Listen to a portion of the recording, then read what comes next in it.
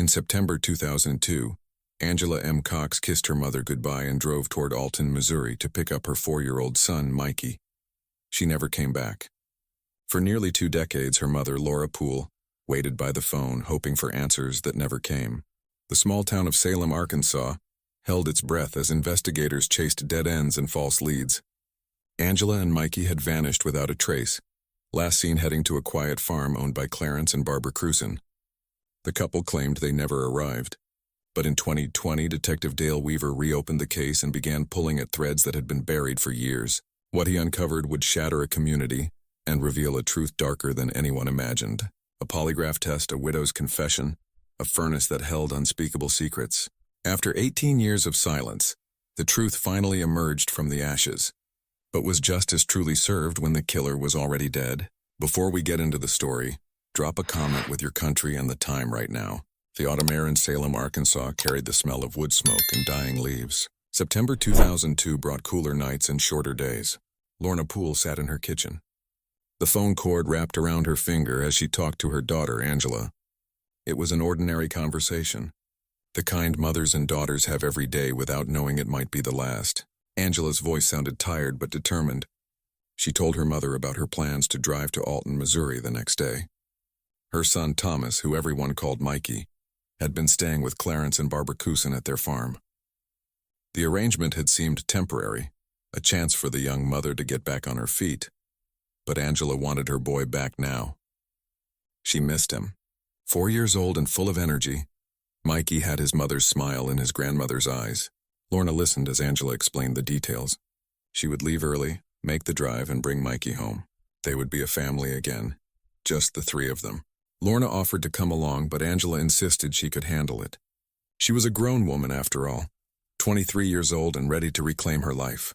The conversation ended with, "I love you and see you soon." Simple words that would echo in Lorna's mind for years to come.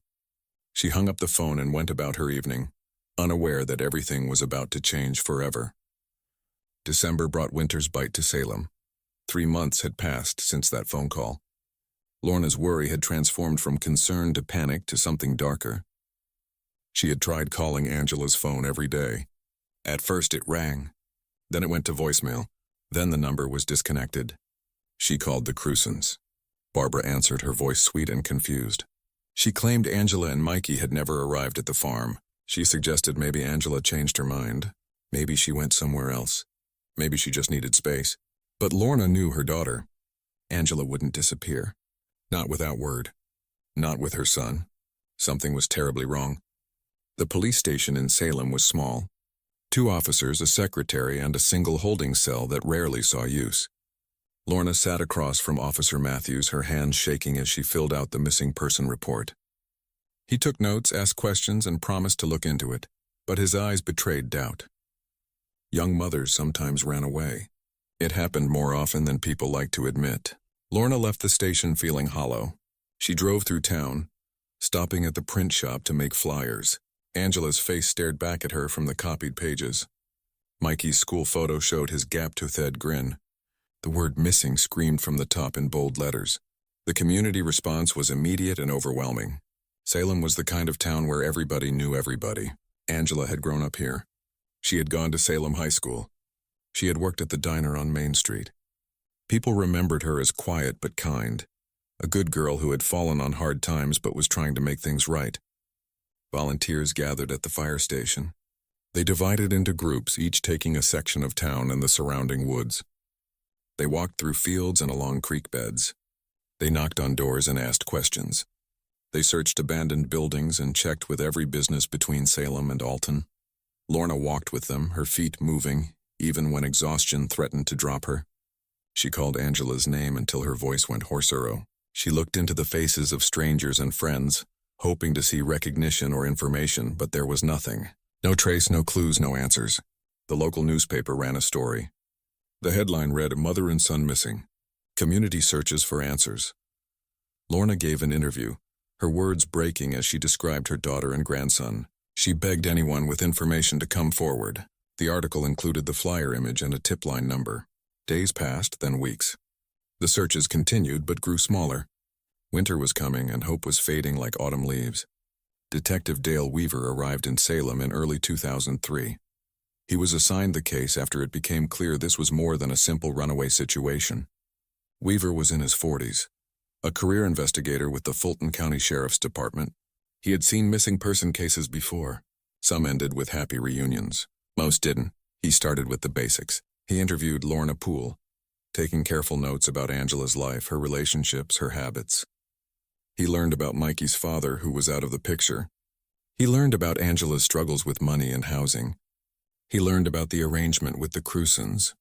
That was where things got interesting. Clarence and Barbara Krusen owned a farm outside Alton, Missouri. They were older, probably in their 50s. They had no children of their own. According to Lorna, Angela had met them through a church connection. They had offered to help. They had experience with children and were willing to care for Mikey temporarily, but there was more to the story. Weaver discovered through interviews that Angela had initially agreed to let the Krusens adopt Mikey. Paperwork had been started, but Angela had changed her mind. She wanted her son back. Weaver drove to Alton. The Krusen farm sat at the end of a long gravel road. The house was old but well-maintained. A barn stood behind it along with several outbuildings. Chickens pecked in the yard. It looked peaceful, normal. Barbara Krusen answered the door. She was a small woman with gray hair and tired eyes. She invited Weaver inside, offering him coffee. Clarence sat in the living room, barely acknowledging the detective's presence. He was a large man, quiet and stern. Barbara told her story. Yes, Angela had planned to pick up Mikey, but she never arrived. Barbara had waited all day, but no one came. She tried calling, but Angela didn't answer. Barbara assumed she changed her mind again. Young mothers could be unreliable. Weaver asked about the adoption. Barbara's expression shifted slightly. She admitted there had been discussions. They would have given Mikey a good home, but Angela was his mother and they understood her decision to keep him. Weaver pressed for details. What time did Barbara expect Angela? Had there been any communication that day? Were there any problems between Angela and the Krusens? Barbara remained calm. She answered each question with patience. No, there were no problems, yes. They had been disappointed about the adoption falling through, but they accepted it.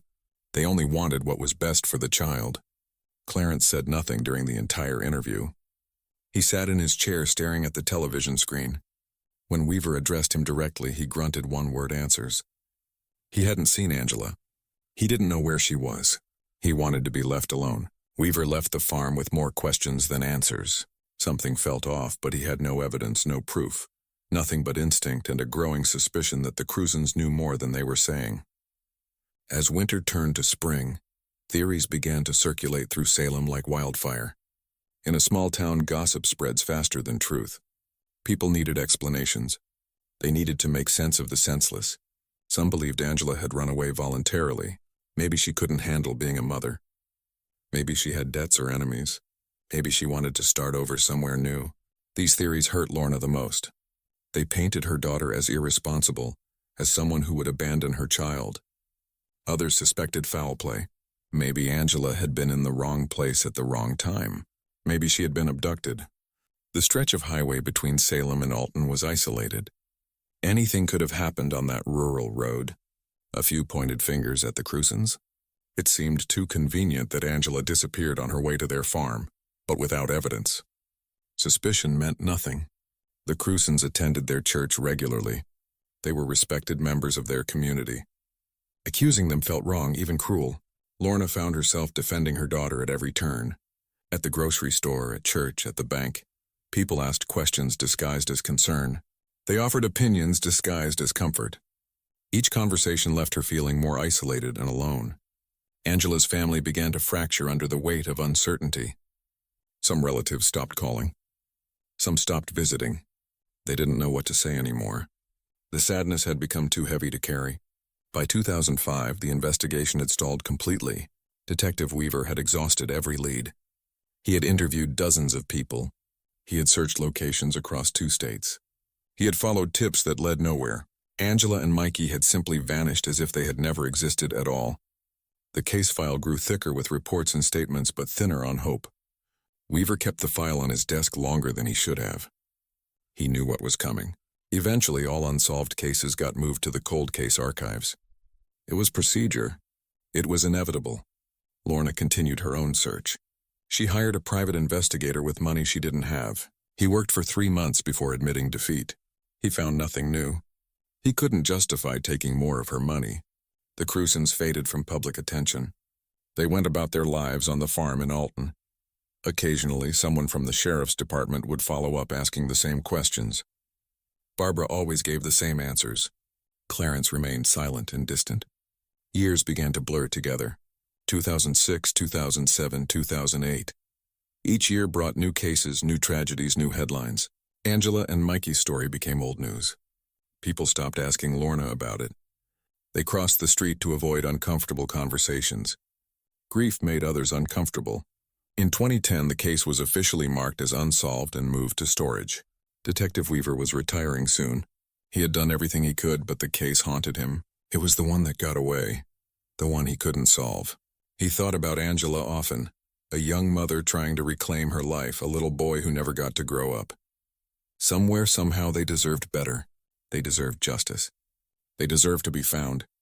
Lorna visited the sheriff's department one last time before Weaver retired. They sat in his office, two people bound by failure and frustration. He apologized even though it wasn't his fault. She thanked him even though he hadn't succeeded. She asked him if he thought Angela and Mikey were still alive. He paused before answering.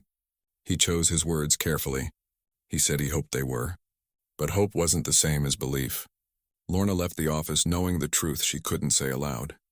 Her daughter and grandson were gone. They weren't coming home, but without proof, without bodies, without answers, she couldn't grieve properly. She was stuck in limbo, unable to move forward or let go. Dale Weaver retired in 2011, but he couldn't retire from thinking about Angela M. Cox. The case lived in his mind like an unwelcome guest. He kept copies of the case file at home. Sometimes he pulled them out and read through the statements again, looking for something he missed, some detail that would crack everything open.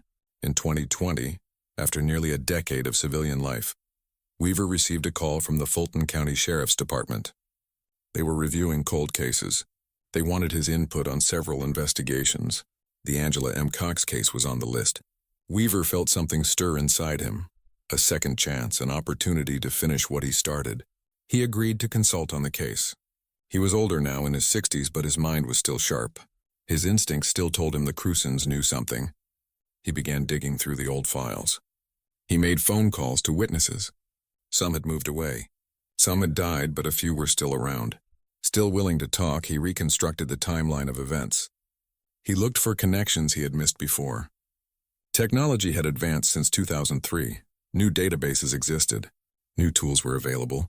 Weaver used every resource at his disposal. He searched property records, financial records, phone records. He looked for any link between Angela and the Krusens beyond the basic facts. What he found was interesting. The Krusens had moved from their farm in Alton in 2005. They sold the property and relocated. When Weaver looked into the sale details, he noticed something odd. Clarence had insisted on removing and taking the furnace from the house before the new owners moved in. It seemed like a strange request. Furnaces usually stayed with the property. They were part of the house's infrastructure. Why would someone want to remove an old furnace? What was so important about it? Weaver's instincts kicked in. This was something. This was a thread worth pulling. In late 2020, Detective Weaver and current investigators from the Fulton County Sheriff's Department approached Barbara Krusen again. Clarence had died in 2012. Barbara was now a widow living alone in a small house in town. The farm was long sold, the old life left behind. Barbara invited them inside, just as she had 18 years earlier. But this time was different. This time they had new questions. This time they knew about the furnace. Weaver sat across from her, his notebook open. He started with the basics, establishing the timeline again. Barbara repeated her original story. Angela was supposed to arrive. She never did. Barbara waited, but never heard from her. Then Weaver asked about the furnace. Why did Clarence remove it when they sold the farm? What was so special about an old heating system? Barbara's face changed just for a moment. A flicker of something. Fear, guilt. It passed quickly, but Weaver saw it. After decades of investigations, he knew when someone was hiding something. Barbara said Clarence was particular about certain things. He had installed that furnace himself. He didn't want to leave it behind. It seemed like a reasonable explanation, but her voice wavered slightly when she said it. Weaver pressed harder. He asked about Angela's plan to take Mikey back. How did the Krusens feel about losing the adoption? Were they angry? Disappointed? Resentful? Barbara admitted they had been sad. They had grown attached to Mikey. He was a sweet boy. Losing him had hurt, but they understood they weren't monsters. They wouldn't hurt anyone over it. The interview lasted 2 hours. Barbara answered every question. She never asked for a lawyer. She never refused to cooperate. But something in her demeanor had shifted. The comfortable confidence from 2003 was gone. In its place was something more fragile, more defensive. Weaver dug deeper into the adoption angle. He obtained copies of the preliminary paperwork the Krusens had filed. It showed they had been serious about adopting Mikey. They had completed home studies. They had provided references. They had invested time and emotion into the process. Then Angela changed her mind. The paperwork stopped. The adoption was canceled. Legally, Angela had every right to change her mind. Mikey was her son, but for the Krusens, it must have felt like a door slamming shut on their dreams of parenthood. Weaver interviewed people who knew the Krusens, neighbors, church members, former employees. He built a picture of Clarence Krusen as a controlling man, someone who didn't like being told no, someone who held grudges. Barbara was described differently. She was quiet, submissive, always in her husband's shadow. People felt sorry for her. They saw her as a woman trapped in a difficult marriage. The more Weaver learned, the more convinced he became. Angela had planned to take Mikey from the farm. The Krusens didn't want to let him go. Something happened that night. Something terrible. But he still had no proof. No evidence, no bodies, just suspicion and circumstantial details that pointed toward guilt without proving it. Weaver obtained the full property records from the 2005 sale. The contract included an unusual addendum. Clarence Krusen insisted on removing the oil furnace before vacating the property. The new owners had agreed, though they found it odd. Most buyers would be happy to inherit a working heating system. Weaver contacted the new owners. They remembered the furnace situation clearly. Clarence had come back after they moved in. He brought tools in a truck. He spent an entire day removing the furnace from the basement. He was particular about it. He didn't want help. He didn't want anyone watching. When asked what happened to the furnace, the owners shrugged. Clarence loaded it onto his truck and drove away. They assumed he scrapped it or dumped it somewhere. Weaver tried to trace the furnace. He checked scrapyards. He checked dump sites. He found nothing. The furnace had vanished, just like Angela and Mikey, but the pattern was clear. Clarence removed the furnace because it contained evidence. It was the only explanation that made sense. What kind of evidence would be in a furnace? What could be destroyed by fire and heat? The answer made Weaver's stomach turn, but he needed more than theory. He needed Barbara to break. He needed her to tell the truth. By early 2021, the case had attracted attention from the FBI. Missing persons cases involving potential homicide and cross-state elements fell under federal jurisdiction. The FBI had resources and tools that local departments didn't. They offered to assist. Agent Sarah Mitchell took the lead. She reviewed all of Weaver's findings. She agreed with his assessment. The Krusens were involved. Barbara knew what happened. The furnace was key. Mitchell suggested a polygraph test. Barbara had never been formally charged with anything. She had never been arrested. She was a witness, not a suspect. But polygraph tests could sometimes break someone's resolve. They could create enough pressure to force a confession. In April 2021, agents contacted Barbara Krusen. They asked if she would be willing to take a polygraph test. It was voluntary. She could refuse, but refusal would look suspicious. It would strengthen their case for further investigation. Barbara agreed. Maybe she thought she could pass. Maybe she was tired of carrying the secret. Maybe after 9 years of widowhood, she was ready to unburden herself. The polygraph examination took place at the FBI field office. Barbara sat in a small room, sensors attached to her body. Agent Mitchell asked the questions. They started simple, establishing baseline responses. Then they moved to the critical questions. Did you see Angela M. Cox in September 2002? Barbara said no. The machine suggested deception. Do you know what happened to Angela and Mikey? Barbara said no. The machine suggested deception. Did Clarence hurt Angela and Mikey? Barbara said she didn't know. The machine suggested deception. The test lasted an hour. When it was over, Barbara sat in silence. She knew she had failed. The agents knew she had failed. Everyone in the room understood what came next. Agent Mitchell gave Barbara a choice. She could walk out and hire a lawyer. They would continue investigating. They would build a case. Eventually, they would charge her with something. Obstruction, accessory, maybe more. Or she could tell the truth right now, right here. She could unburden herself after 18 years of carrying a terrible secret. She could give Angela's family the answers they deserved. Barbara Krusen began to cry. The tears came slowly at first, then harder. Years of suppressed guilt poured out. She asked for water. She asked for tissues. Then she started talking. She told them everything. Her voice was quiet but steady. She said that Angela and Mikey did arrive at the farm that night in September 2002. They came to pick up the boy. Angela was determined to take him home. Clarence didn't want to let Mikey go. He had grown attached. He saw Mikey as his son. When Angela insisted, Clarence became angry. Barbara tried to calm him down. She tried to reason with him, but Clarence wasn't reasonable when he was angry. Barbara's voice broke as she described what happened next. Clarence took Angela outside. Barbara stayed in the house with Mikey, trying to distract the boy. She heard shouting, then silence. Then Clarence came back inside alone. He told Barbara to take Mikey to the bedroom to keep him there, to keep him calm. Barbara obeyed. She always obeyed Clarence. That was how their marriage worked. Hours passed. Barbara didn't ask questions. She was too afraid of the answers. When she finally came out of the bedroom, Angela was gone. Clarence was cleaning. He told Barbara that Angela had left, that everything was handled, that they would keep Mikey now, that this was how it was meant to be. Barbara's voice became almost inaudible as she reached the hardest part. The next morning, Clarence told her the truth. He had killed Angela. He had disposed of her body in the furnace. He had burned her remains until there was nothing left. And Mikey, the agents asked what happened to the boy. Barbara closed her eyes. She said that Mikey wouldn't stop crying for his mother. He wouldn't calm down. He kept asking where she was, kept trying to find her.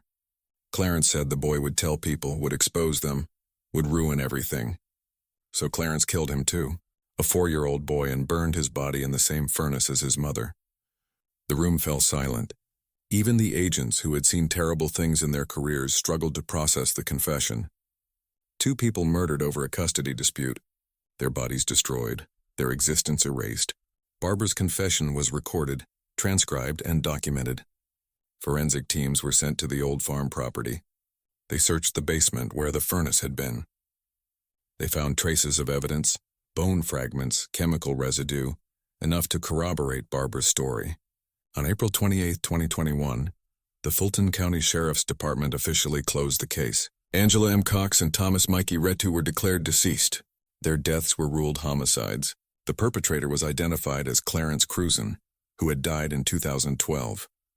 Barbara Krusen was not charged with the murders. Prosecutors determined she had not killed anyone herself. She was a witness and an accessory after the fact, but Clarence was dead. Charging Barbara would be complicated.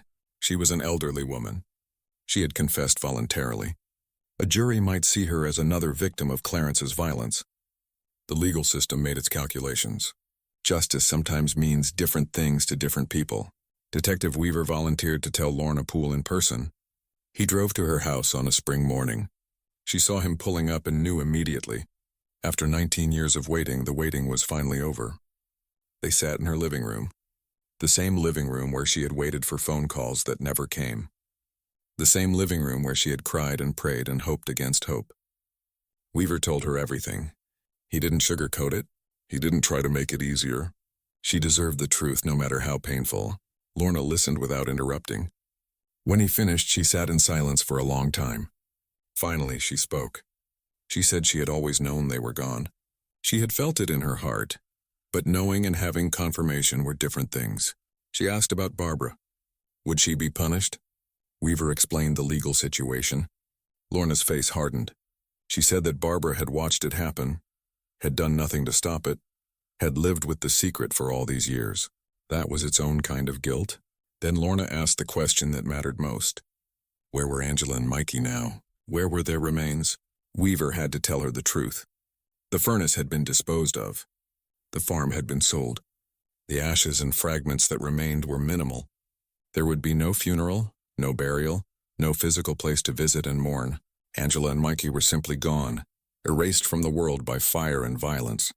Salem had never forgotten Angela and Mikey.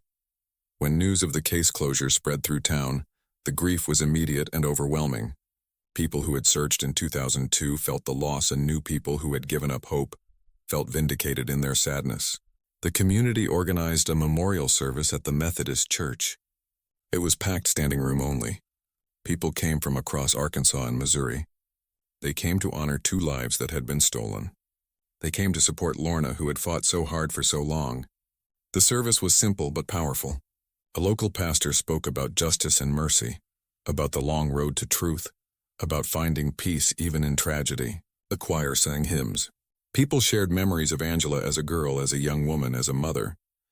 Trying her best, Lorna stood at the front of the church and addressed the crowd. Her voice was stronger than anyone expected. She thanked everyone who had searched, who had prayed, who had remembered.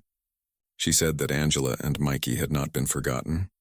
That mattered more than anything. She also spoke about Barbara Krusen. She said she didn't forgive her. Maybe someday, but not today. Barbara had chosen silence. She had chosen protection over truth. She had let a family suffer for nearly 2 decades. That wasn't something Lorna could overlook. The memorial ended with a candle lighting. Hundreds of small flames flickered in the dimmed church, each one representing hope and remembrance and the light that Angela and Mikey brought into the world. Barbara Krusen did not attend the memorial service.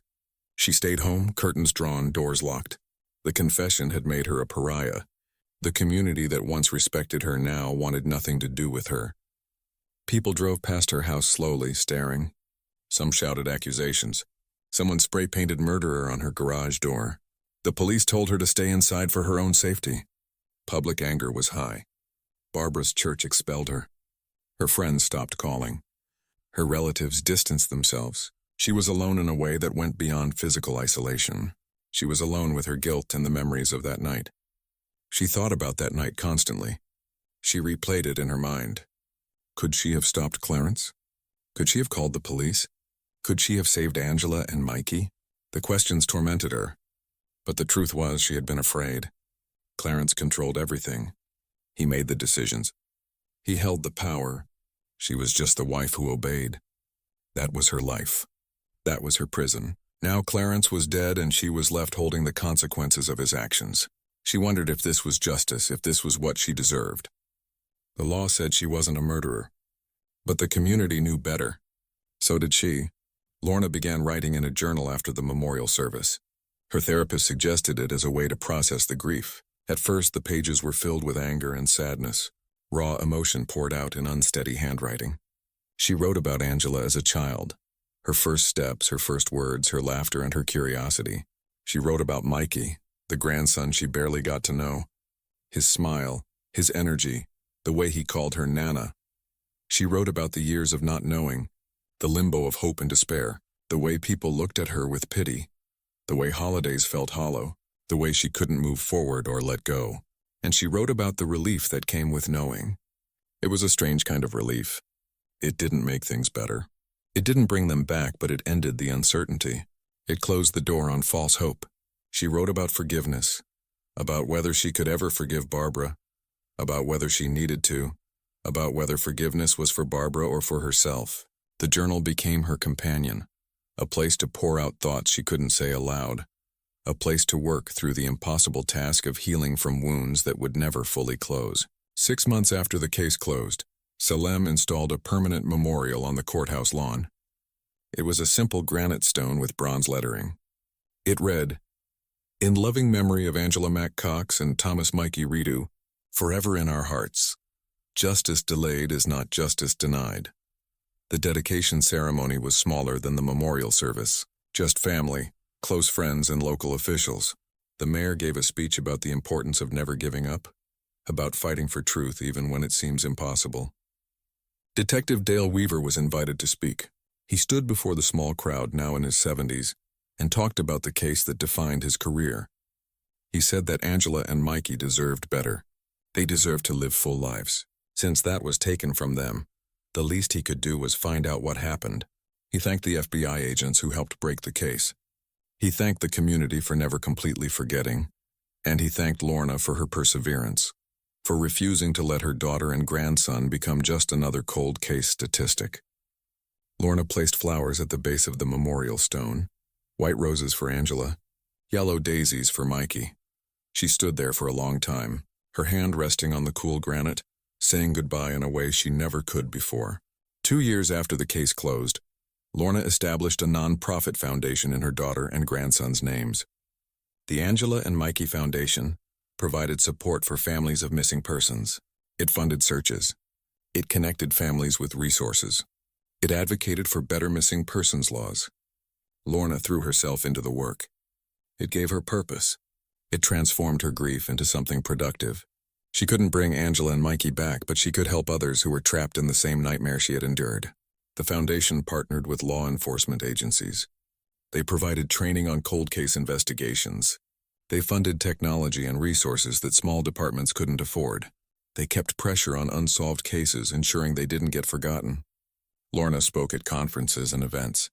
She shared her story. She talked about the importance of never giving up, about trusting instincts, about demanding answers. Her pain became a tool to help others. The foundation grew. It expanded to multiple states. It helped solve several cold cases. Families who had lost hope found it again. Bodies were recovered. Killers were brought to justice. The work Angela and Mikey couldn't finish was being finished in their names.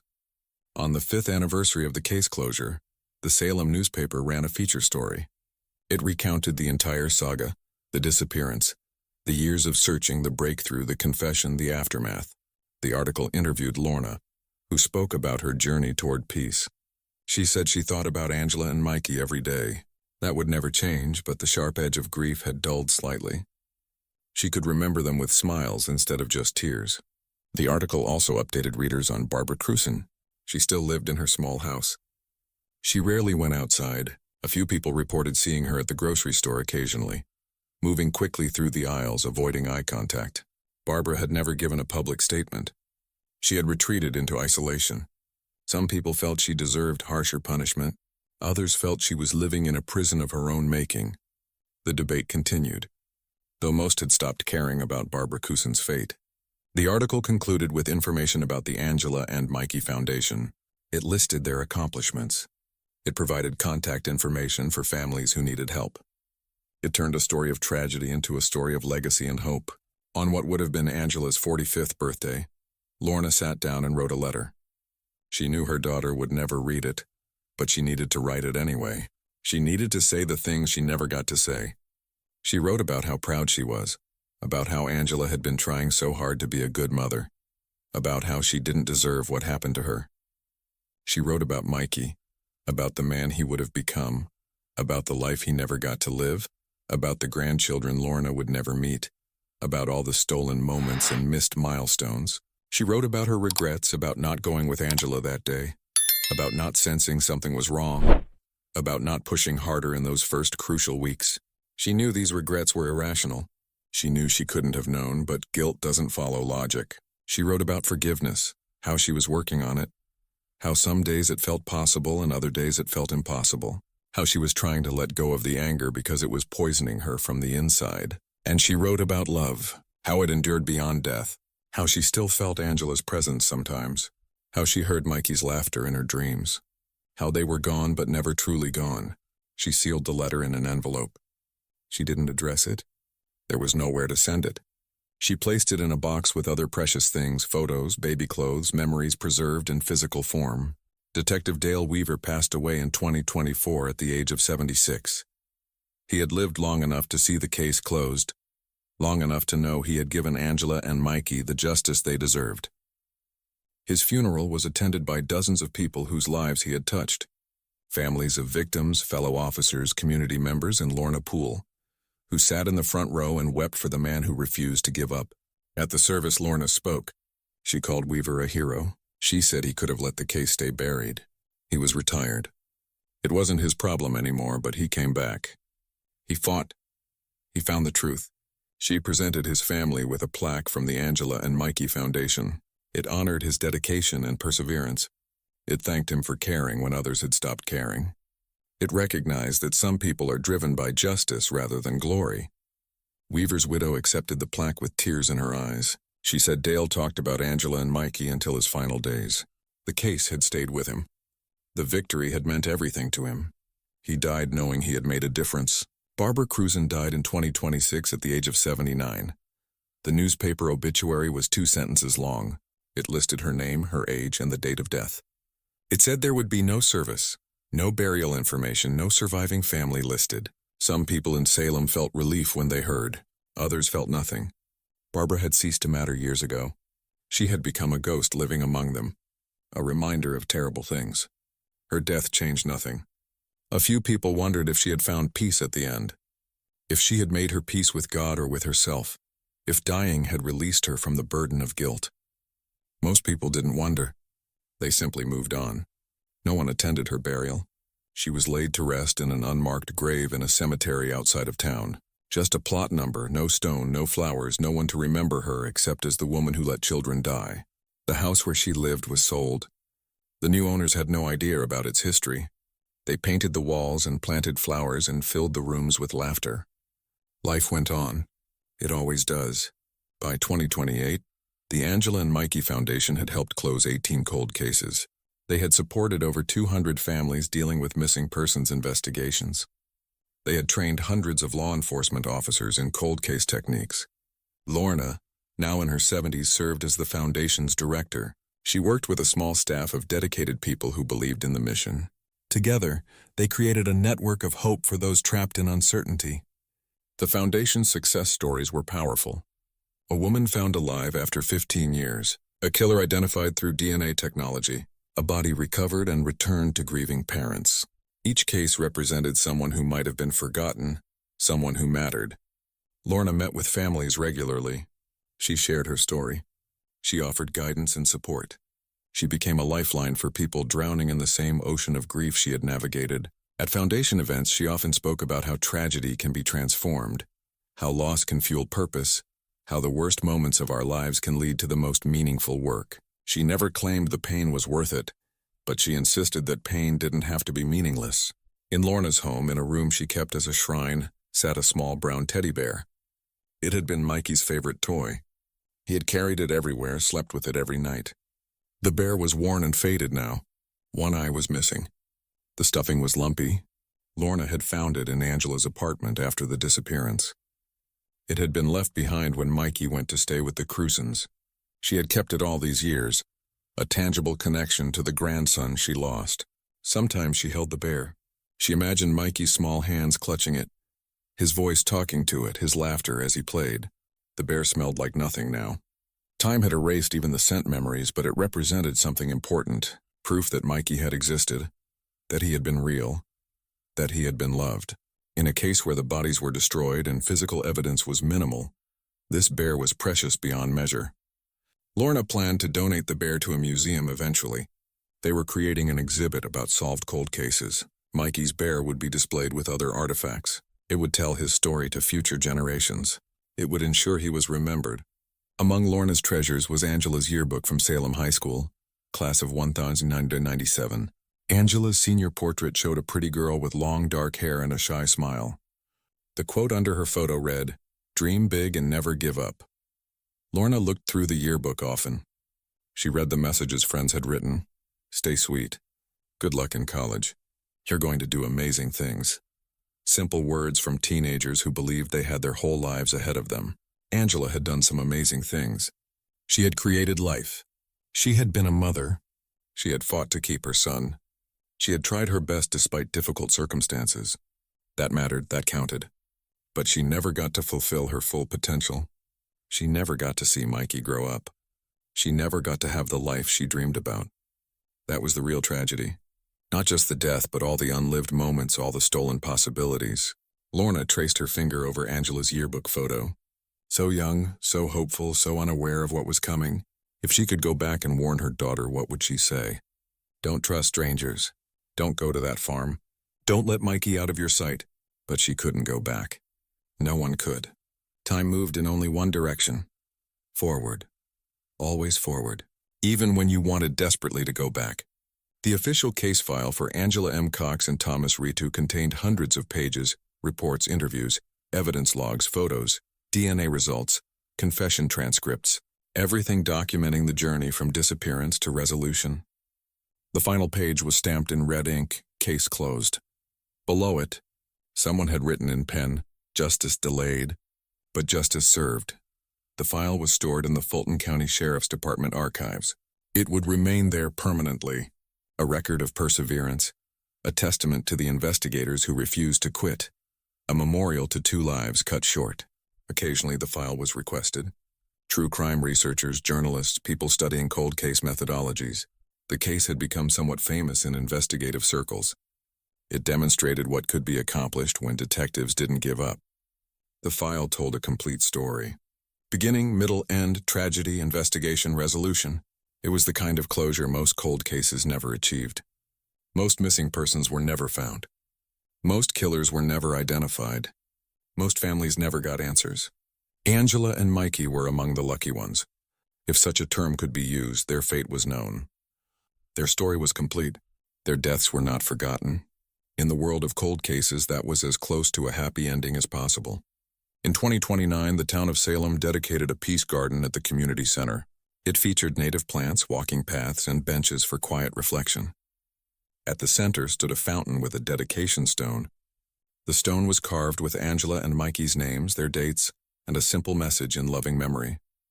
Your light continues to shine through those who loved you and through the lives you touch even now. The garden became a place where people came to remember loved ones, not just Angela and Mikey, but anyone who had been lost, parents, children, friends. The garden held space for all grief. Lorna attended the dedication ceremony. She planted a tree near the fountain, a dogwood that would bloom white flowers every spring, a living memorial that would grow and change and endure. She sat on one of the benches afterward. People came to offer condolences and support. She thanked them. She had become practiced at accepting sympathy. It no longer felt as awkward as it once did. As the sun set over Salem, Lorna remained in the garden. She watched shadows lengthen. She listened to the fountain's gentle sound. She thought about all the years that had passed, all the changes, all the pain, all the healing. She whispered to Angela and Mikey. She told them about the foundation, about the people they had helped, about the good that had come from their tragedy. She hoped somehow they knew. She hoped somehow they were proud. For the foundation's 10th anniversary, Lorna recorded a video testimony. It would be used for training purposes, for fundraising, for inspiring others who were fighting for justice. She sat in a simple room facing the camera and told her story from beginning to end. Her voice was steady, her eyes were clear. She had told this story so many times it had become almost practiced, but the emotion was still real. She talked about the phone call with Angela, about the moment she realized something was wrong, about the years of searching and hoping and grieving, about Detective Weaver's determination, about the confession and the truth. She talked about what she learned, that justice takes time, that giving up is easy, but fighting is worth it, that families deserve answers, that the dead deserve to be remembered, that love transcends death and time and tragedy. She looked directly into the camera and spoke to other families dealing with missing loved ones. She told them not to give up, to keep pushing, to demand answers, to trust their instincts, to find support, to take care of themselves even while fighting for others. She ended with a message about Angela and Mikey. She said they were more than victims. They were people. A young mother trying her best, a little boy full of energy and laughter. They deserve to be remembered as whole people, not just tragedy statistics. The video ended with photos of Angela and Mikey smiling, alive, real. The final image faded to black with the foundation's logo and contact information. Lorna visited the memorial garden regularly. It had become her sanctuary, the place where she felt closest to Angela and Mikey, the place where she could sit and remember without judgment or questions. She came in the early mornings when the garden was empty. She brought coffee and sat on her favorite bench near the dogwood tree. The tree had grown taller. Its branches spread wider each year. In spring, the white blooms were breathtaking. She talked to Angela and Mikey as if they could hear her. She updated them on life, on the foundation's work, on the family members they never got to know, on the world they were missing. She told them stories and shared news and expressed love. Sometimes she cried, sometimes she smiled, sometimes she just sat in silence. Grief was like that. It changed day to day. It never disappeared. But it became something you learned to carry differently. She thought about Barbara Krusen sometimes, about whether the woman had found peace before she died.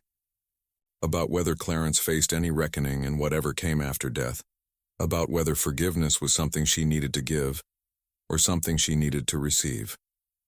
She thought about Detective Weaver, about his dedication and compassion, about how he gave Angela and Mikey a voice when they could no longer speak, about how some people are called to justice and answer that call with their whole hearts. She thought about her own mortality. She was getting older. Her body was slowing down.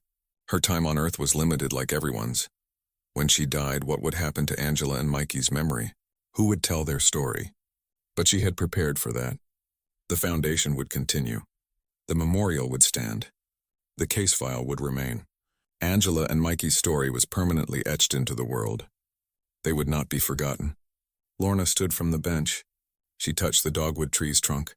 She whispered goodbye, knowing she would return tomorrow or the next day or the day after.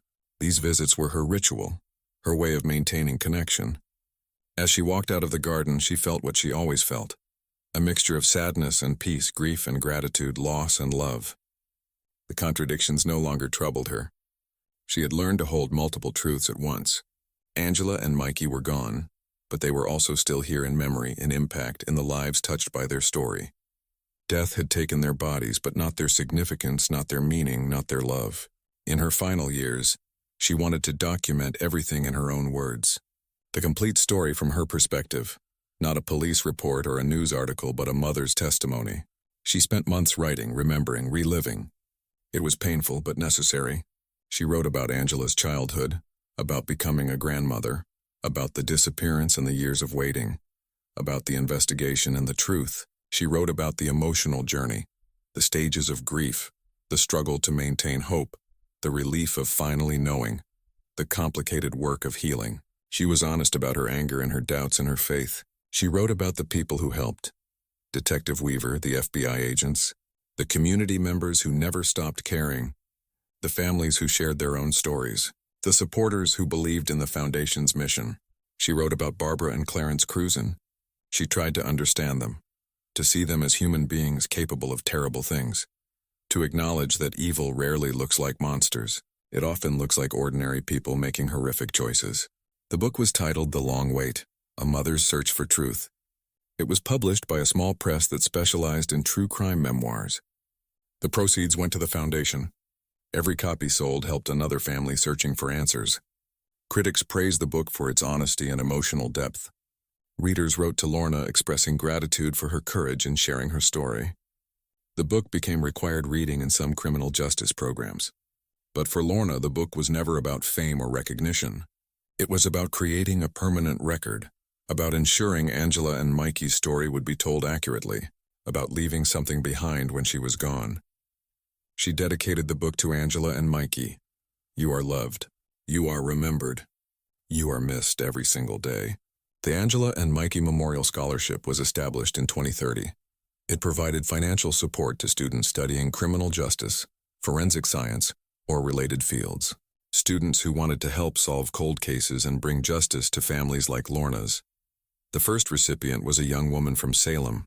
She had been a child when Angela and Mikey disappeared. She remembered the search parties and the fear in the community. The case had inspired her to pursue a career in law enforcement. At the scholarship award ceremony, she spoke about how Angela and Mikey's story had shaped her life, how it showed her the importance of not giving up, how it demonstrated that every case mattered. Every victim deserved justice, every family deserved answers. Lorna attended the ceremony. She shook the young woman's hand. She saw in her eyes the determination and compassion required for this difficult work. She felt hopeful that the next generation would carry forward the mission. The scholarship grew each year. More students, more recipients, more people dedicated to justice. Angela and Mikey's legacy expanded beyond their own case. They became symbols of perseverance and hope. Lorna often said that while she couldn't bring her daughter and grandson back, she could ensure their deaths meant something. That their story saved others. That their names inspired change. That was the closest thing to redemption she could find. Lorna Pool passed away peacefully in 2032 at the age of 78. She died in her sleep, her hand resting on a photograph of Angela and Mikey. Those close to her said she looked at peace, finally reunited with those she had lost. Her funeral was held at the same Methodist church where Angela and Mikey's memorial had taken place years earlier. The church was filled with people whose lives she had touched, families she had helped, officers she had worked with, foundation staff and volunteers. The service celebrated her life, her strength, her dedication, her refusal to let tragedy define her completely. She had suffered immeasurable loss, but she had transformed that suffering into purpose. Speakers talked about her tireless advocacy, her compassion for others in pain, her belief in justice, her love for her daughter and grandson, her impact on the world of cold case investigations. The foundation announced it would continue under new leadership. Lorna had prepared for this. She had trained successors. She had documented procedures. She had ensured the work would go on long after she was gone. At the end of the service, attendees were invited to visit the memorial garden. They walked together in silence. They placed flowers at the fountain. They remembered not just Lorna, but Angela and Mikey, too. 3 lives intertwined by love and loss. Lorna was buried in Salem Cemetery. Her headstone was simple. Beloved mother and grandmother. She never gave up. Next to her name were Angela and Mikey's names. Finally together, finally at rest. 1 year after Lorna's death, the foundation installed an eternal flame at the memorial garden. It burned continuously, powered by natural gas, a symbol of enduring memory, of light persisting through darkness, of hope that never dies. The flame was dedicated to Lorna, Angela, and Mikey. 3 generations touched by tragedy, 3 people who would not be forgotten. The dedication plaque read, "In memory of Lorna P., who taught us that love endures beyond death, and that fighting for truth is always worthwhile. In memory of Angela M. Cox and Thomas Mikey Rettew, whose story reminds us that every life matters and every victim deserves justice. May their light continue to guide us toward a world where the missing are found, the lost are remembered, and families receive the answers they deserve." The flame became a beacon for the community. People visited regularly. They brought candles of their own. They sat in silence. They grieved their own losses. They found solace in shared sorrow. On the anniversary of Angela and Mikey's disappearance each September, the foundation held a vigil. People gathered around the eternal flame. They said the names of the missing. They honored the dead. They committed to continuing the fight for justice. The case that had begun with a phone call and a promise had become something larger. A movement, a mission, a memorial that transcended one family's tragedy and spoke to universal human experiences. Love, loss, hope, perseverance, justice. Angela M. Cox had wanted to be a good mother. She had wanted to provide for her son. She had wanted to give him a better life. In death, through Lorna's dedication, she had done more than she could have imagined. Her story had saved others. Her memory had inspired change. Her love had created a legacy that would endure for generations. Thomas Mikey Rettew had been 4 years old when he died. He had barely begun his life, but he would never be forgotten. His laughter lived on in stories. His smile shone in photographs. His existence mattered. His loss was felt. His memory was honored, and Lorna P., the mother who refused to give up, had shown the world what determination and love could accomplish.